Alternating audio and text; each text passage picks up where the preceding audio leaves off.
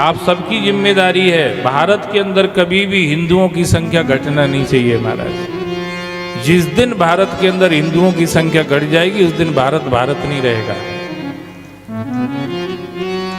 फिर ये भारत पाकिस्तान बन जाएगा, फिर ये भारत बांग्लादेश, अभी सुनते रहे ना आप न्यूज बांग्लादेश की सब, फिर ये भारत बांग्लादेश बन जाएगा, फिर ये भारत पाकिस्तान बन जाएगा, ऐसा हो जाएगा हमारे।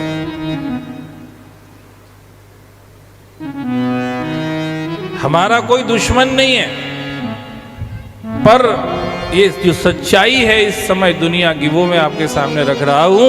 भारत के अंदर जिस दिन तुम कम हो जाओगे उस दिन तुम्हारा रहना दूभर हो जाएगा महाराज। ये हम दो हमारे दो का फंडा छोड़ो महाराज।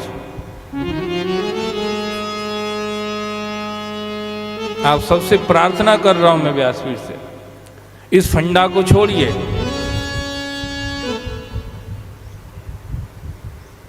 कुल मिला के इस देश के अंदर हिंदुओं की संख्या ज्यादा रहना बहुत जरूरी है महाराज, जिससे मुसलमान भी यहां के सुखी बने रहेंगे। जिस दिन हिंदुओं की संख्या घट जाएगी और मुसलमानों की संख्या देश के अंदर बढ़ जाएगी उस दिन मुसलमानों को भी रहना दुखदाई हो जाएगा महाराज।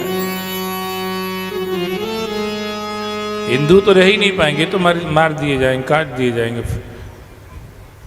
ये तो रह ही नहीं सकते महाराज। मैं तो कह रहा हूं सारी दुनिया के अंदर जिस देश में हिंदू की संख्या ज्यादा होगी उस देश से ज्यादा सुखी कोई देश नहीं हो सकता महाराज। जिस देश के अंदर सनातन धर्म के फॉलोअर्स की संख्या ज्यादा होगी उस देश से सुखी देश कोई नहीं हो सकता। उस देश से अच्छा वातावरण किसी देश का नहीं हो सकता। उस देश से अच्छी आबो हवा किसी देश की नहीं हो सकती। कौन सा धर्म है जो हवन करता है बताइए आप? ये दिव्य सामग्रियों से जो हवन होता है उससे सारी प्रकृति आह्लादित होती है, पवित्र होती है। पृथ्वी माता प्रसन्न होती है, ऋषि मुनि देवता सब प्रसन्न होते हैं, पेड़ पौधों में रहने वाली आत्मा प्रसन्न होती है।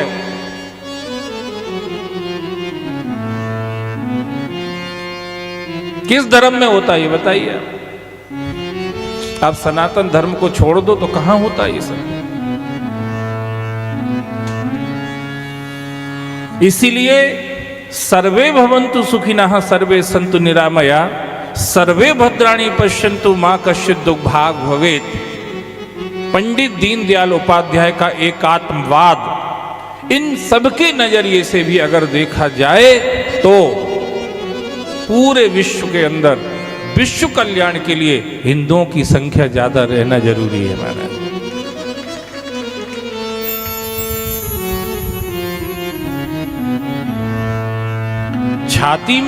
छाती से लगाने वाले ज्यादा चाहिए, छाती में छुरा घोंपने वाले ज्यादा नहीं चाहिए दुनिया में, कभी भी दुनिया को चलाने के लिए महाराज।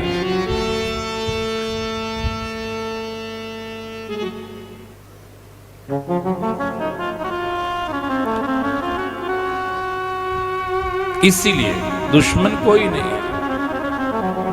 वसुधैव कुटुंबकम, सारी दुनिया ही हमारा परिवार है महाराज।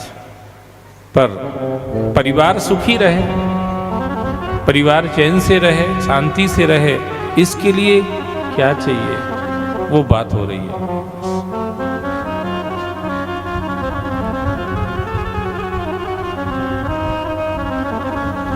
सब घरों में बच्चे थे पर पूतना को आज कोई बच्चा दिखा नहीं महाराज। भगवान ने योग माया से ऐसा कर दिया। पहुंच गई नंद जी के घर में, यशोदा मैया थोड़ी अंदर गई थी, लाला लेटा हुआ था पालने में, पूतना ने जाकर के उठा लिया। हलाहल जहर लगा रखा था उसने अपने स्तन पर और वो हलाहल जहर में सना हुआ स्तन भगवान के मुंह में दे दिया।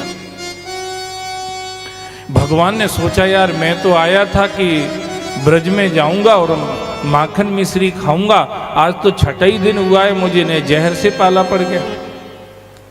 अब जहर की कोई प्रैक्टिस मुझे तो है नहीं यार, क्या करूं, किसको बुलाऊं? तो भगवान शिव का स्मरण हुआ। हलाहल जहर जो समुद्र मंथन में निकला था, उसको किसने पिया था? बोलो शंकर भगवान की जय। शंकर भगवान ने पिया था ना, कि तुमने पिया था थोड़ा बहुत? शंकर भगवान ने पिया था। तो सोचा कि शंकर भगवान का ही स्मरण किया जाए। तो कन्हैया ने उनका ही स्मरण किया।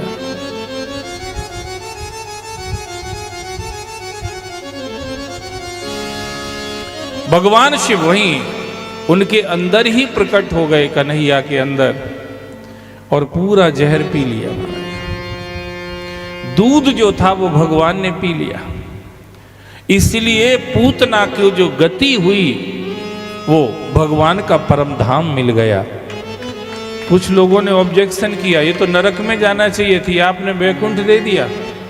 भगवान ने कहा भैया मैंने दूध पिया है तो दूध पी, जिसने पिलाया उसको वैकुंठ ही देना पड़ेगा ना। बोले वो जहर लगा के आई थी। बोले जहर तो शंकर जी पी गए, हमने पिया ही नहीं है। हमने तो दूध पिया, तो दूध के आधार पर उसको हमने अपना परम धाम दे दिया। भगवान के इस स्वभाव को सुन करके ही शुकदेव जी महाराज निराकार ब्रह्म से साकार कृष्ण के उपासक बन गए थे महाराज। इतना अच्छा स्वभाव किसका होगा यार? जहर को काउंट नहीं कर रहा है, दूध को काउंट कर रहा है। ऐसा नेचर होगा किसी का स्वभाव? आप किसी के साथ 100 भलाई कर देना और गलती से भी एक काम ऊट पटांग हो गया तो वो उसी का बार बार ताना मारता रहेगा। पर भगवान का स्वभाव देखिए, आप हजारों गलतियां कर दीजिए और कुछ एक अच्छा काम आपने कर दिया तो भगवान उसी को पकड़ के आपका कल्याण कर देंगे महाराज। एक भी ऐसे